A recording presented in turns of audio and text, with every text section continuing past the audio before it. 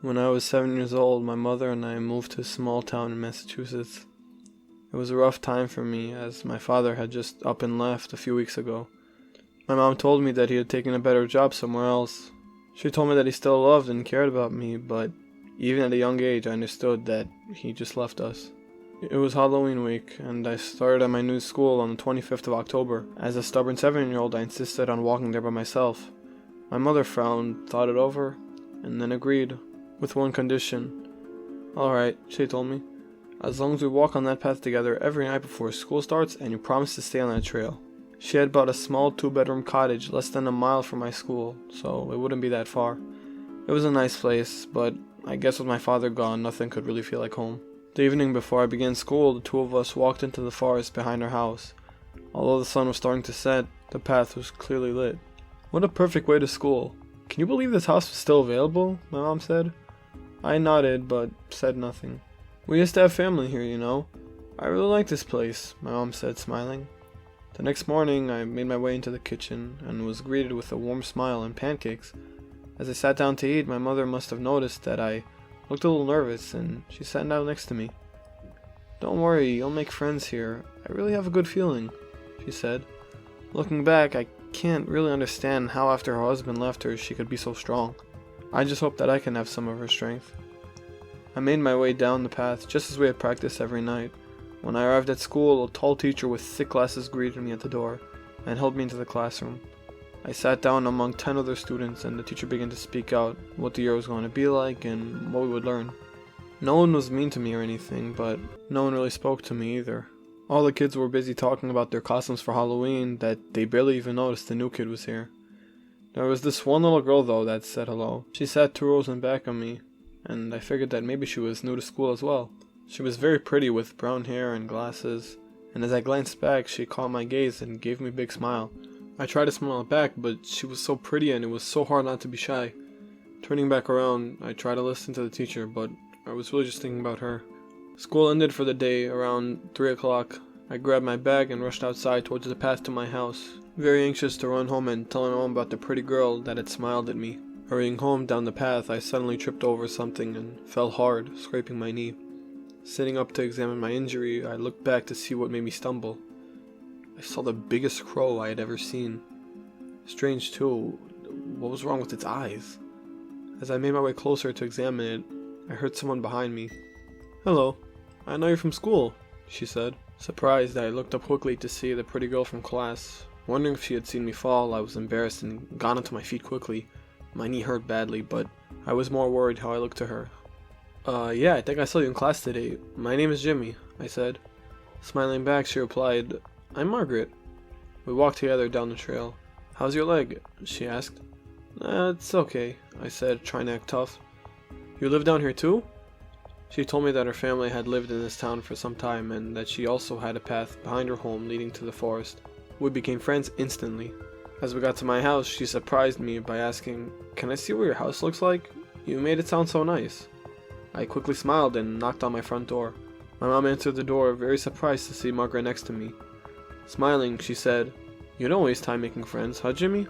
Are you going to introduce me to this young lady or just stand there?" My face turned red as I muttered, "This is Margaret. She lives around here and we met at school today." Trying to show my excitement, I acted cool. "She wanted to come over," I said. "Hello, ma'am. I wanted to see your house. My family also lives here," Margaret said and smiled. "Come on in, dear. I just finished this nice batch of cookies," my mom replied. As the 3 of us sat down on the kitchen table talking, we got into the subject of Halloween. "What are you going as, Margaret?" my mom asked. "I'm going as a witch this year. I heard they were really scary," Margaret said. "Witches aren't scary," I quickly stated. Smiling again, Margaret corrected herself. "Well, I was gonna go as a witch, but my family's out of town this weekend and I don't really know... Well, I don't really have a place to stay. It's a business trip and they said I'm too young to go with them. They asked my regular babysitter, but she got sick yesterday, and now..." My mom interrupted her. "Well, if it's alright with your parents, you're more than welcome to stay here this weekend and trick-or-treat with us."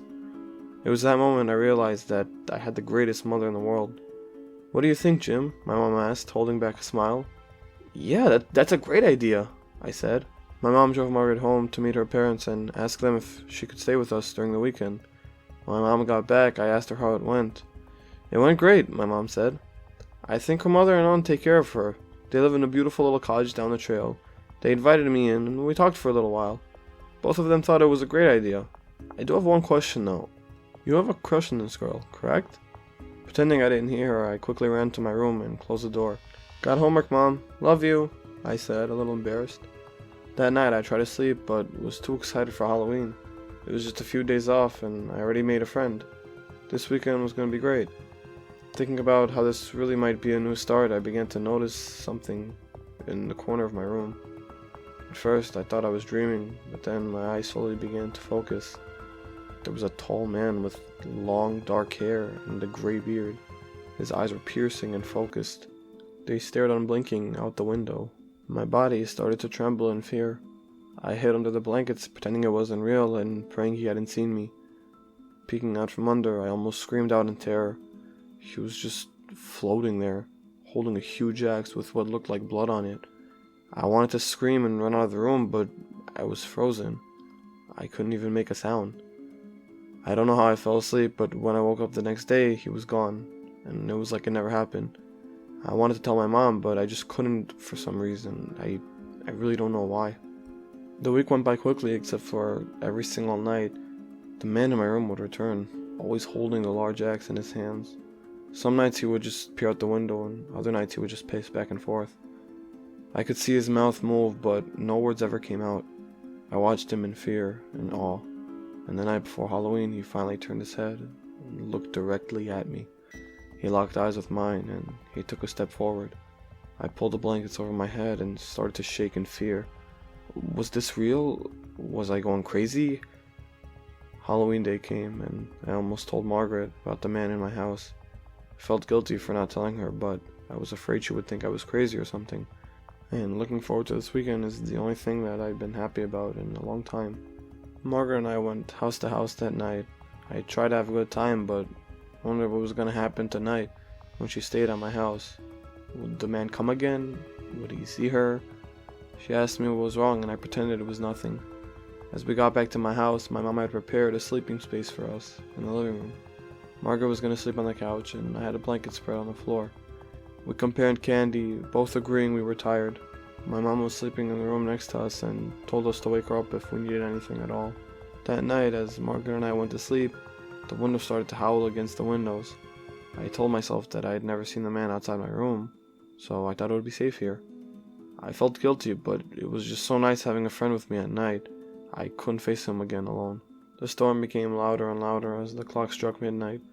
Staring at the ceiling, I was starting to become more tired when I heard Margaret ask, "Jimmy, are you awake?" "Yeah, I'm awake," I said. "I can't sleep. It's freezing. Do you have another blanket?" she asked me. I told her I had one in my room, then froze, realizing what I just said. I would have to go back into my room. Searching for any other option, I knocked on my mom's door for a blanket, but she didn't reply back. The storm was so loud that even knocking didn't wake her. I thought about yelling her name, but realized how childish that would make me look to Margaret. "Didn't you say you had a blanket in your room?" she asked again. I took a deep breath and replied, Yeah, I'll get it for you." Opening the door slowly, I saw no sight of any ghost or monster. I held my breath and quickly ran to the far closet to find an extra blanket. Fumbling through my clothes, I paused as I heard the door close behind me. The wind outside was so strong that it almost shook the house, and it took every ounce of my courage to turn around. There was no ghost, though. It was just Margaret. "Oh, it's just you," I said. Margaret smiled and replied, "Who were you expecting? The boogeyman?" It was then I noticed something was off about her. As she locked the door behind her, I realized she was taller than before. Much taller. With the door closed, it was very dark in my room, but were her eyes red? I thought I could see two small red dots looking back from where she should be. She laughed and softly said, "You shouldn't have let me in, Jimmy." "Margaret, this isn't funny," I stammered. "I find it very funny," she said. As she made her way across the room, I saw a large knife in her hand. The moon shone across her face, and what was once a beautiful young girl was now an old, haggard-looking woman with a hideous smile on her face. "You want a hug, Jimmy?" she asked. I backed into the corner of my room and screamed out for my mother. "She can't hear you, Jimmy. She's never gonna hear you," Margaret said. Having nowhere to go, I watched her get closer and closer. I was so scared now that I couldn't even move. All I could do was watch as she lifted the knife over her head and smiled wickedly. What happened next I will never forget for the rest of my life. Before she could bring the knife down, something caught her gaze. She looked over towards the window and sunk back in fear. She screamed out and fell onto the floor, trying to desperately run, but he stopped her. Holding on to her with one hand, the tall man brought down the axe onto her neck. She screamed in agony and fear, her neck now half off as she still tried to crawl away. Placing his foot down roughly on her back, he pinned her to the floor. He then brought the axe down hard with both hands, severing her neck almost entirely. There was a strong pull and then a grisly ripping sound. I heard a horrible pop sound as the man ripped her head clean off her body. All I could do was watch as he opened the window and carried her body and head out to the forest. Stunned, I looked out the window. I could barely see, yet I just stood there and watched until he disappeared completely. I tried waking my mother, but she couldn't seem to hear as I shouted her name.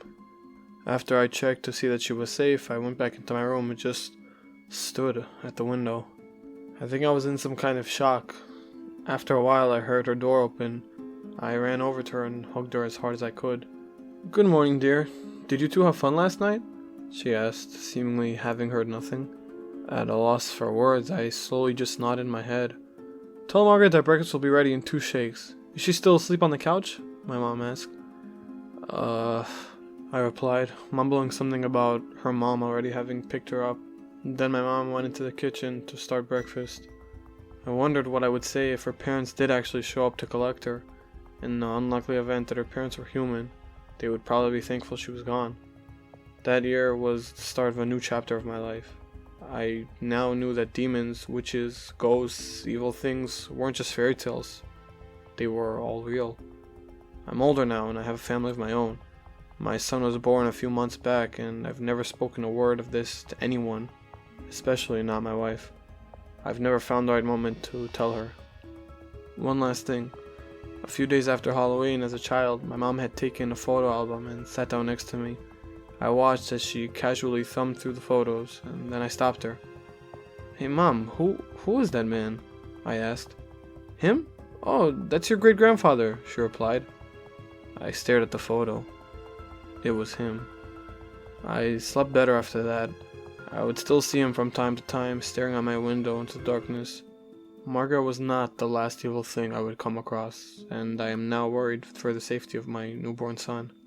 It's now Halloween night, and as I stand over my son's crib, I stare out into the shadows of the forest beyond. I can feel that something is coming for us, but they don't know one thing. We are not alone.